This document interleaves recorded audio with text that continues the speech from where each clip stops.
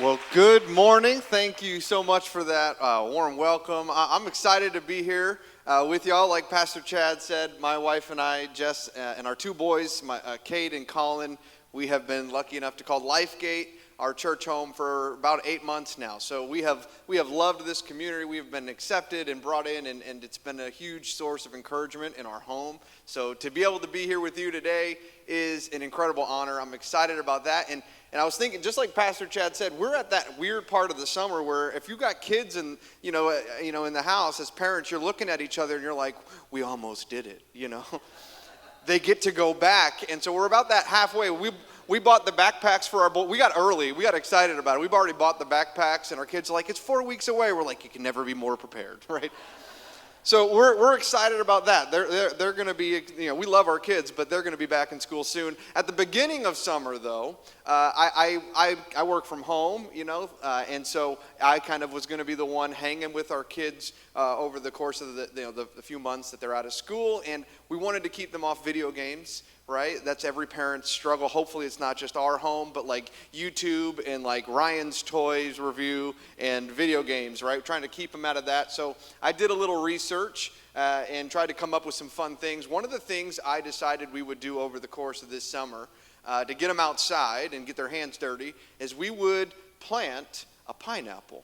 Now, this is what normal people do, I think, but I saw this guy on YouTube. He was all like about it, and he's like, hey, go to Kroger, buy your pineapple, and he taught you how. So in case you're in here and you're like, hey, there's still 4 weeks left, let me tell you what you do. You buy the pineapple, you eat the fruit, it'll be delicious, and then you twist off the top, that little part, you just twist, it comes right off. Nobody knew that until this YouTube video I'm learning, and you twist it off and you set it in some water. Right? He says you got to distill the water, so it needs the good stuff. Don't just give it your tap water. All right? This is something you're trying to care for. Okay? So we distilled the water. After a little bit of time, you start to get some roots at the base here, which I thought was incredible. And then I planted it right here. I thought I'd be hipster and creative, and we put it in our tire. I had a spare tire. Reduce, reuse, recycle, people. We're doing our part in the Dotson home. Okay? And so I babied this thing. When I bought the soil, I went to Walmart because I'm fancy, and we went there, and the lady that was working in the garden center, she was watering all the plants. So I'm waiting to check out, and she's taking care of all the plants, and it's kind of this awkward moment where I'm like, do you see me? And she says, I'll be right with you. I'm taking care of all my babies. And at that moment, I felt a little bit of responsibility because I'm like, I hadn't quite seen this pineapple as a baby yet, and we didn't have any name ideas. And so I came home. We ended up naming it Kiki. Okay, so this is Kiki, as for why Kiki, right? It's pretty clever. And I started to baby this thing. I mean, we had, at this point, by the time it was in the dirt, I had weeks of my time, a couple of weeks of, getting the roots to grow and watering it every day. It had consumed a good chunk of my time, which wasn't the goal. It was supposed to get my kids to do it. Now here I am, fully invested in this pineapple. And, so we get Kiki in the dirt, and now I'm watering it, thinking about the lady at Walmart, and I'm like, this is my baby. I got to protect it. And then I didn't know that I was ready for this moment, and I'm watering it right every day, and I would feel this man, this plant depends on me, right, for everything. And if I don't do my part, that this is kind of cruel. It didn't ask to be ripped off the top of the pineapple. I made that choice. So I'm feeling that way, and, I did my part, right? We loved this pineapple, and we took good care of it. And then one morning, we let our dog outside. Yeah, we have a black lab, and we let him out. He's, labs are supposed to be smart. We got the broken one. And he came running out, and I thought, oh, Kiki, And we come out to look, and this is how we found Kiki. The good news is I'm pretty sure Kiki knew the Lord. So we're not supposed to mourn the way others mourn, right? There's hope. But no, it was terrible. I was so mad. I was mad.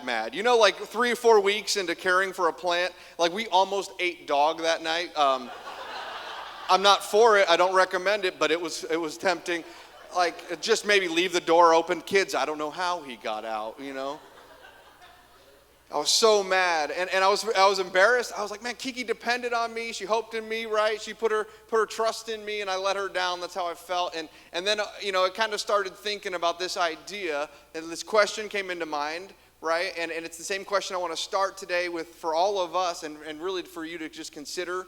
Don't answer right away. Sometimes it's easy to come up with a quick answer. I want us to just let this marinate, and we'll talk about it throughout the rest of the morning. But what struck me, right, because Kiki was depending on me, what struck me is that I was like, man, what am I depending on? Really a better question, and here's what I want you to ask yourself today, is where can your hope be found? Right? It's just, where can your hope be found? And it's important because hope, or the lack thereof, can have an incredible impact on our lives.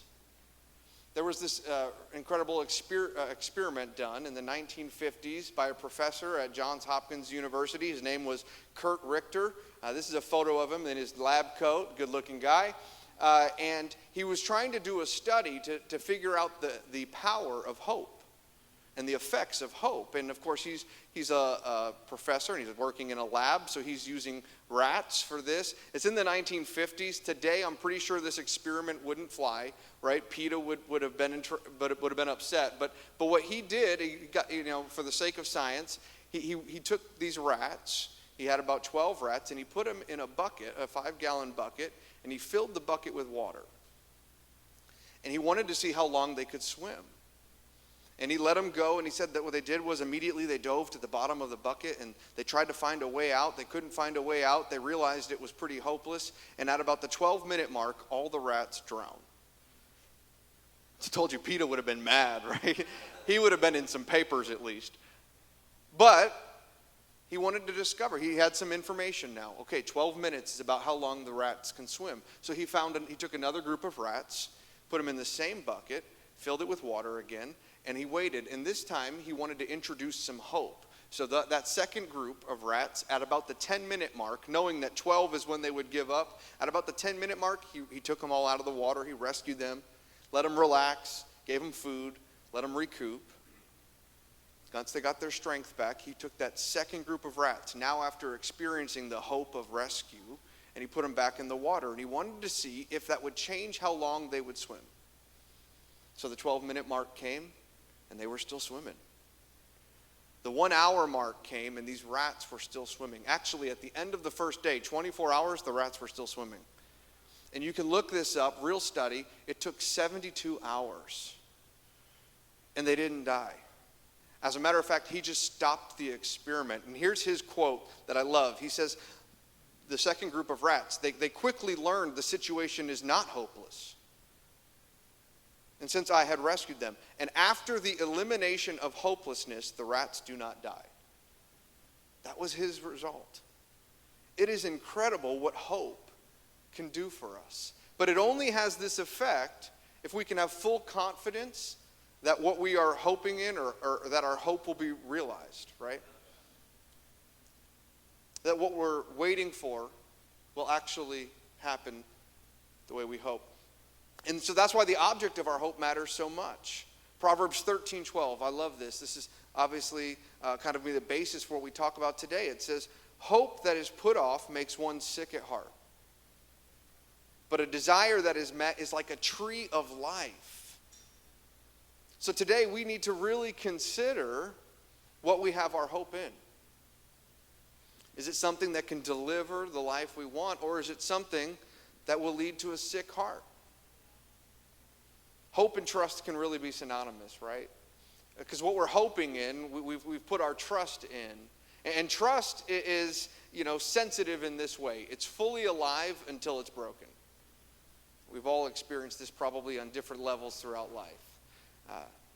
Even one time can damage our hope or trust in something. My son, Cade, last summer, he was finally tall enough. We took him to Hawaiian Falls, and he was tall enough to ride the ride called the Torpedo, right? Where you stand in this tube. It's like, if you're claustrophobic, it's like, awful. But like you stand in this tube, and then the bottom drops out, and you fall straight down. And he rode it last year because he was tall enough for like 100 times, right? He loved it. This summer, we went to Hawaiian Falls again, and we get like the season pass deal. And we went the first time, he hit his head on the Torpedo. and this is his favorite ride, but I cannot get him back on it. Since the one time of 100 times of fun, one time of hitting his head, the trust, the hope, all the fun that he thought, now he's like, I can't trust it, right? That happens in life. And it's not a big deal when it's a water park ride. But it can be soul crushing when it's the very thing you've built your life around. Right? And there's no shortage of options for us to build our life around today. I know people, at times I think I've been guilty of this one, who've built their life around their career. They've put their hope in a certain income or tax bracket or sales percentage and commission rate. Maybe maybe you have a certain title that man, if I got promoted to this level, things would be better. And we can build our hope and put our lives and put our hope in our careers, income. I remember being single. Maybe you're in here and you're single. I was in college. I remember so much of my life, my hope was in if I just found the right person, life would be perfect. And then all the married people in here laughed because you know that there's no such thing, right? But we can be tempted. We live in a world that would say, if you just found the right person, you'd be happy. Put your hope there. Or you could put your hope, and this is tempting for me, in our kids. You could put all your hope in your kids. And as a student pastor for the better part of 15 years, I've watched parents, I've met with, counseled parents who their hope was in their kids, and then their kids graduated, and they felt hopeless because their kids were gone. You can build your life on that. But should we? Today more than ever, we can build our life around new stuff. Amazon, right, has made that easy, but that's nothing new. But we have just opportunity at our fingertips to just really say, and I can fall really guilty for this one, where if I just had that thing, I'd be happy. Like everything, like that car, like I love the new Ford Broncos. Those things are so good looking. And if I could just see myself driving in it, all the stress of life is gone. Or that house, or that subdivision, right? If we lived in this zip code, oh man, it would, and I do this, sometimes my anxiety, right, like gets up, so like I'll be like, I'm just gonna go shop. Like it's just telling on myself, right? I'll go shop, to ease the anxiety. And then I have anxiety because how much I've shopped, and it becomes this vicious cycle of shopping to relieve anxiety and anxiety because of my shopping. Luckily, in our house, my wife is really good at budgeting, and she handles the budget well. And so for all the reasons, I have many reasons to be attracted to my wife. Among them is her fiscal responsibility. Praise you, Jesus, for that. But we can put our hope in getting that new thing. We can put our hope in talent and beauty, right? And we know these things, right, especially as we grow up, those things can change or fade, right? It's like when you see that professional athlete who finally makes it to the league and then they injure themselves, how tragic it is. And sometimes how life, like changing and devastating it is for that person, because maybe he or she has put their life and their hope in that talent, and then it's gone. And I could go on and on. For the sake of time, I won't, but I could go on and list a bunch of different options out there for us to put our hope in this morning. And also say why they probably aren't worth building our life around. And Jesus knew this. That's why in Matthew chapter 7, when he was talking about what to build our life on, listen to what he says here. He says, therefore, everyone who hears these words of mine and puts them into practice is like a wise man who built his house on the rock. The rain came down, the streams rose, and the winds blew and beat against that house, yet it did not fall because it had its foundation on the rock. But everyone who hears these words of mine and does not put them into practice is like a foolish man who built his house on sand.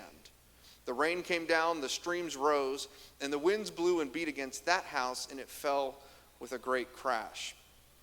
Jesus, having all the wisdom and understanding because he's God, right, warns us to build our lives or put our hope in things that are like a rock, the rock, not the sand. Basically, he says there's two options, right? You can spend your life building it on things that can carry you and support your hope, or something that can't. He obviously makes it clear that we should build our lives around him. That he's the rock that can hold us. that we're to build our life around his teaching, that he alone is the one who can carry our hopes successfully. But if you took a poll of the hope quotient in our world today, I think you would find that most people, their hope has been deferred. That most people, even maybe if we're honest, some of us here today, many of us here today might say, at times my heart feels sick. If they're really honest, they might say that they've put their hope or trust in things that are a bit like sand. And if we're going to experience something other than disappointment and heartache when it comes to this, I think it would start with understanding that where you put your hope, your heart follows. Where you put your hope, your heart follows. And I say this proudly, I'm a Miami Dolphins fan. Where are we at? That's what I thought. Oh, man. But I was born and raised in Miami, okay? And you can laugh at me, but if you're a Cowboys fan in here, you shouldn't be laughing at me. We're very similar in just, our own way. But I am a Miami Dolphins fan, born this way, Miami. I grew up in the heydays, the Dan Marino days. We just pray right now, like, Lord. But that's why I grew up a Dolphins fan. And here's the fun thing about being a Miami Dolphins fan. We are incredible in the offseason. Like, we own it. Tyreek Hill this offseason? Come on. If you ask any Dolphin fan right now, I'm on all the Twitter, all the pages, all the fan groups, we all know that we will be in the Super Bowl this year. Okay? I don't know who the other team will be, but we will be one of them. That's how we feel. Like the hope springs eternal in the offseason as a Dolphins fan. And I don't know how, because usually by October, I'm like, I hate this team. I will never watch another game. And then here I am. The fall comes around, or the season ends and spring comes around to me, and I'm just like, oh man, did you see who we drafted? They find a way to get us back in it and build our hopes up, right? As a kid, I used to love, I don't know if you guys know Hootie and the Blowfish. I only remember them because they had this song where Darius Ruckert, who was a Dolphins fan, he used to say, I'm such a baby because the Dolphins make me cry. And I used to just, as a kid, be like, yes. Finally music that speaks to me, right? Because I can admit it, I've had several Sunday afternoons where my wife's like, are you crying? I'm like, no. Yes? Like, it happens. And why does it happen? And if you're a Cowboys fan, your hopes get up, right? And then but that's just the reality. Like, and why do our hearts get involved? Why are there tears? Why does the Dolphins make me cry? Because somehow they get me to put my hope in them. And when you hope in something, your heart is usually not too far behind. There's like these invisible strings that connect our hope to our hearts. And Jesus made this point too. Listen to what he says here about what we put our treasure and what we treasure. He says, do not store up for yourselves treasures on earth where moss and vermin destroy and where thieves break in and steal. But store up for yourselves treasures in heaven where moss and vermin do not destroy and where thieves do not break in and steal. And get this, listen, for where your treasure is, there your heart will be also. He says, what you hope in, your heart's going to follow. Obviously, he's not talking about your literal heart. So what's he referring to? Where your treasure is, your heart will be. Well, he's saying what you desire, what you truly long for. The heart represents who we are at our core, the center. And Jesus is saying what you treasure most, what you hope in, what you look to for life, it'll become your center, your heart. Perhaps this is why in Proverbs we're warned to guard our heart. In Proverbs 4:23 it says, guard your heart more than anything else, because the source of your life flows from it. And this isn't fitness advice, although we maybe should exercise and guard our heart that way too. This is more than that. This proverb is saying, guard what has your heart. Guard what you desire, because everything else is going to come from that. And so one of the things that I want us to ask ourselves is, what are we hoping in? But how do we find that out? How do we know what's at our center right now? Well, there's a couple of things we need to do. I think it starts with some honest investigating, where we ask ourselves some real questions, not just the quick, Jesus answer, but like, what's at my core? What am I treasuring most? And some of the ways we can figure that out, with maybe we don't have an answer right away. Some of the ways we can figure that out is by looking around us, right?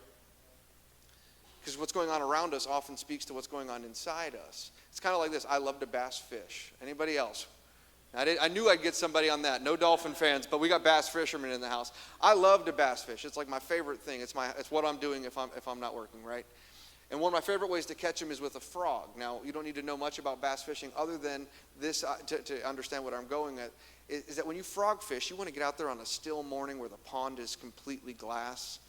And you just cast your frog out there on the top water, which is just what we're going to be doing in heaven, so you should probably learn. And you cast it out there, and when the frog lands, it creates these ripples, right? And it looks like this. I put the frog there so you can see it, because it was hard to see. My iPhone, right? But like it looks like that. You see the ripples coming away, and what the fish do, the fish see the ripples, and they follow the ripples to the middle, and they eat what's at the middle. Because the ripples expose what's at the center. And the same thing's true in your life. The ripples in your life expose what's at your center. Jesus calls it the fruit of our lives. He says, and it's not in your notes or won't be on the screen, but he's talking at one point and he says, good trees have good fruit, bad trees have bad fruit. And that's when he follows it up with, from the overflow of your heart, your mouth speaks. It's all in that same bit. And he's just kind of illuminating this idea that, hey, what's coming out of you is because of what's at your center, what's in you. So it's not just the words we speak that tell us what's going on, but the way you treat others, the way you treat yourself, the love you have for others, the love you have for yourself. Your joy or lack thereof flows from what's at the center, flows from what has our heart. So we need to be careful with where we place our hope, because our heart and what we desire will always follow. And that's why Jesus wants to be your number one desire. He wants to be your number one desire. Not because he's insecure. He's not sitting on his, iPad or Facebook. He's not on Facebook just hoping that you like his post because he needs your likes. He wants you to be your number one desire because he doesn't want your heart to be sick. He doesn't want you to have a sick heart, your hope to be deferred. And he wants to be number one because obviously in life there will be many desirable things, and it's not wrong to have other desires, right? In fact, having wants and needs is very human. Jesus understands this. He was fully God, but also fully man. So he understands that we need to eat. Like we have things we need. We need to drink. We need, money to pay for the life that we want and the things that we like. We need rest. We need roof over our heads. If you live in Texas, you need AC.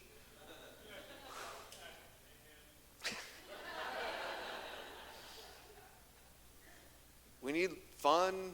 We need to laugh. We need love, meaningful work. He understands that. We have needs, and this is okay.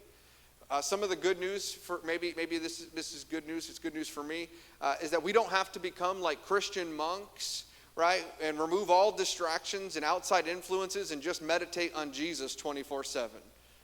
Like we don't have to do that. That's not his expectation. But what Jesus does want is to be top of the list of our wants and desires.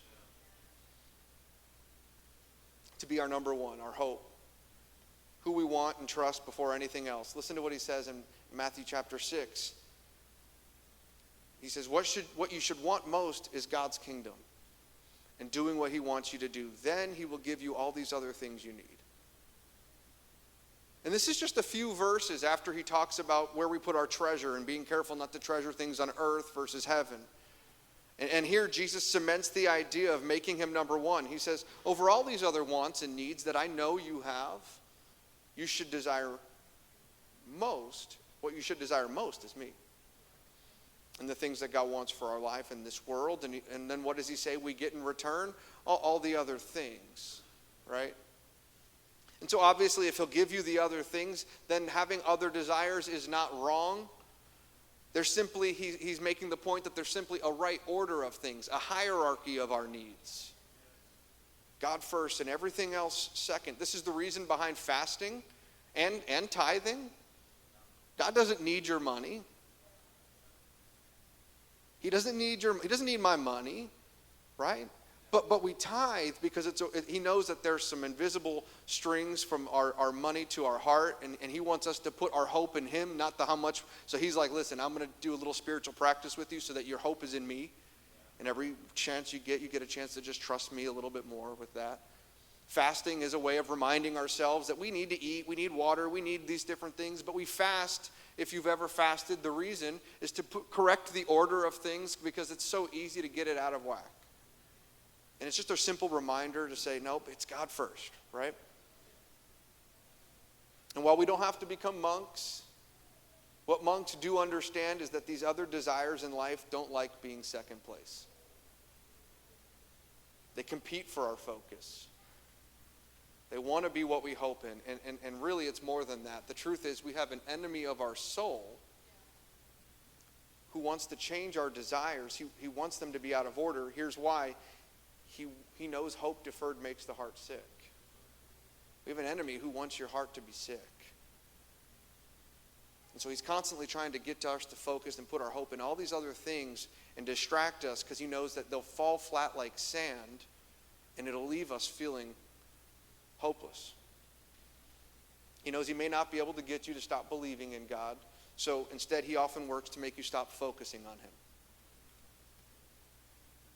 So what do we do in these moments? Maybe if you're honest, you'd say, I don't know if right now Jesus is my center.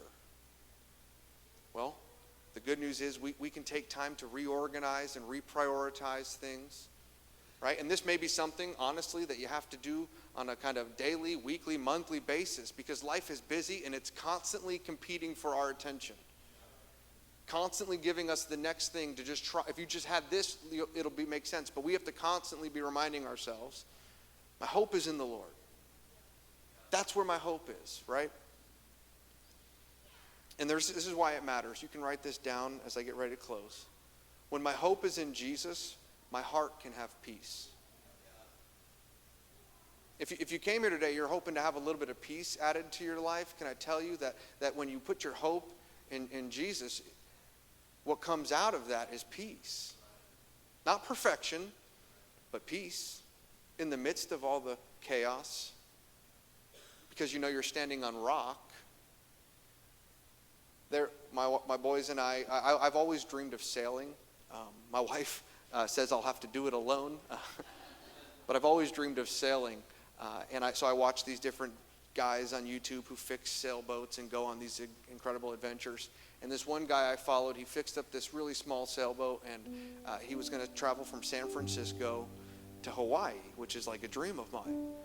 It took him 31 days, and he sets off, and about day 7, he's had perfect seas, and he's kind of vlogging and capturing every moment on his GoPro. And he tells you, man, it's been incredible. No big waves. It's been great. But about day 10, he runs into like the real stuff, right? And all of a sudden, squalls are coming out of nowhere, and it just starts to get crazy from there. And this is day 10 of 31. He starts to not sleep because of the anxiety and the constant rocking. One of the things he talks about is that when you're out there sailing as a little sailboat, you're incredibly aware of the fact that there's these other huge ships that use the ocean like a highway, and while you can see them, they don't necessarily see you. And so he's panicked and constantly checking his navigation to find, and he would radio and say, hey, just so you know, I'm over here, because the anxiety would get to him, and realizing he's alone in the middle of the ocean. So he wasn't sleeping well at night. He talks about one night he woke up at like 2 a.m. and there was this incredibly dense fog over the water. And he has a light on top of his sailboat, and the light was pitching a shadow from against the sail into the fog. And he woke up and he saw the shadow, and he thought, that's another ship coming to hit me. And so he began to panic, and he woke up and he realized it was just his shadow. The anxiety of being in the open ocean. Finally, day 31, right? He reaches the dock in Hawaii, and the first thing he does, gets off his boat. And this is a guy who loves sailing, who dreamed of this moment. He gets off his boat and he kissed the dock. He was so glad to be back on solid ground. Some of us, I don't know what you came in here today with, But I want you to know you're hearing from somebody who fully understands what it means to be hopeless at times. Who's had to battle depression for the better part of 36 years. Who has to keep this negativity at bay. Who at times feels forgotten. Who at times wonders, God, do you even see me? And have had to push through some very, like when the tunnel is there but there's no light at the end of it, I know what that feels like. But I also know the joy of finding hope again. And that when I make Jesus my center, when I put my hope in him, that there's a peace that settles in my heart. And if you came here today and you're saying, I could use some peace, or maybe you feel like a bunch of rats in a bucket that have been swimming around and you don't know if you can continue much longer because life is hard and can be exhausting. And I get it. And if you came here today carrying any of that, I want you to know there's peace that's available in the person of Jesus. There's a opportunity to take that deep breath and surrender. And it's like finding solid ground after 31 days in the middle of the open ocean. It's like finding you just can't do anything but just celebrate the fact that I'm on solid ground. The situation may not have changed, but I'm at least starting from a place that can hold me. My hopes are in the hands of someone who's strong enough to carry them. Maybe you've experienced this sick heart, hope deferred long enough. Well, can I tell you that when you put your trust and hope in the person of Jesus, he doesn't let you down. And that opportunity is available to all of us. It's incredible, even for people like me. I get that chance. That he looks at someone like me and says, you can hope in me. And he does that for all of us in here. Listen to how Isaiah describes Jesus. Ready? He says, do you not know, have you not heard, the Lord is the everlasting God, the creator of the ends of the earth. He will not grow tired or weary. His understanding no one can fathom. So if you're here and you're tired and weary, the good news is that there's a God who made you that doesn't get tired and weary. He gives strength to the weary and increases the power of the weak. Maybe you love the Lord, you've been serving him, but can I tell you it's been a couple of hard years for all of us, right? And maybe you're like, I know the Lord, I love him, but I'm tired still. Well, the good news is he can increase the power of those who feel weak. If you feel weak this morning, there's good news. Even youths grow tired and weary, and young men stumble and fall. But get this, ready? But those who hope in the Lord will renew their strength. They will soar on wings like eagles. They will run and not grow weary. They will walk and not be faint. I have some really good news. If you're here today and you feel tired, if you maybe would be honest and say, my hope has been in other things, we can take a moment and correct that. And peace can begin to settle. In the midst of the storm, you can find a rock who loves you more than you know. When we hope in the Lord, he renews our strength. Thank you for joining us online today. Make sure and hit subscribe to this channel and hit the bell for more notifications. We can't wait to engage with you this week.